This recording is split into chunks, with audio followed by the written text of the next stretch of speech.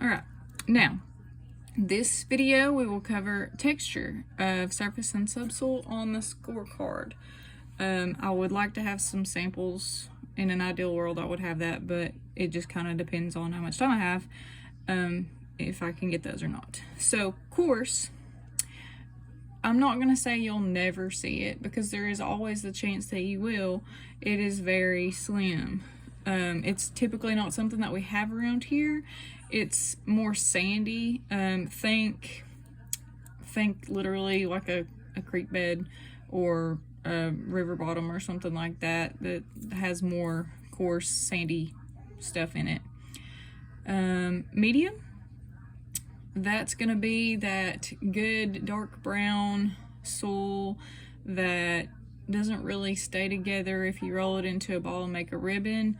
There's another video on that, on how to do that I have posted on Google Classroom.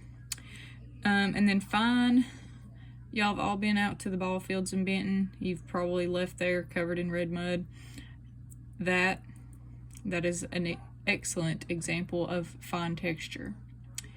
So to elaborate on this a little bit more, you have sand, silt, and clay.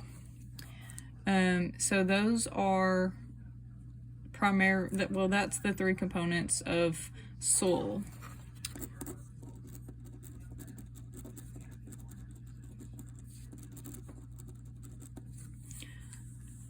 If all of this is mixed together in equal portions, it's called loam.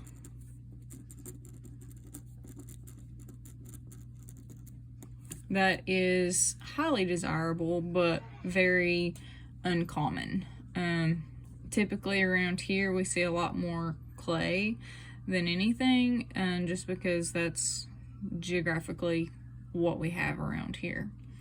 We do have sand and silt also, but it's usually a lot more clay.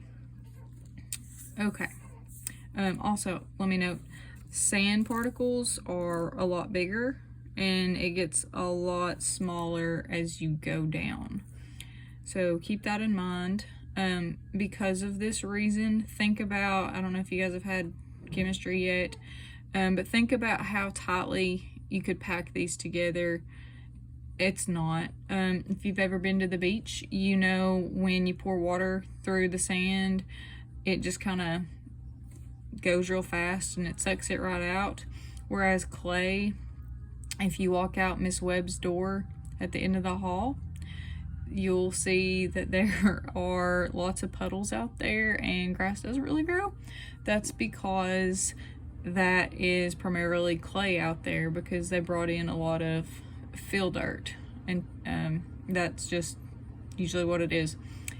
So it tends to hold water a lot tighter. Okay, so again, we've determined that we're really not going to have coarse in our neck of the woods, so we're going to scratch that and just say no, not going to be around here. Medium and fine, you're going to have three different combinations of this in a pit. You're going to have medium over medium, medium over fine, or fine over fine. You will never have fine over medium, because back to our pictures here, look how small this is. It's just going to fall right down between all the little holes in the silt or the sand. So keep that in mind. That is your three combination options for your surface soil and your subsoil. So the top one would be the surface, bottom would be subsoil. And we'll talk more in another video.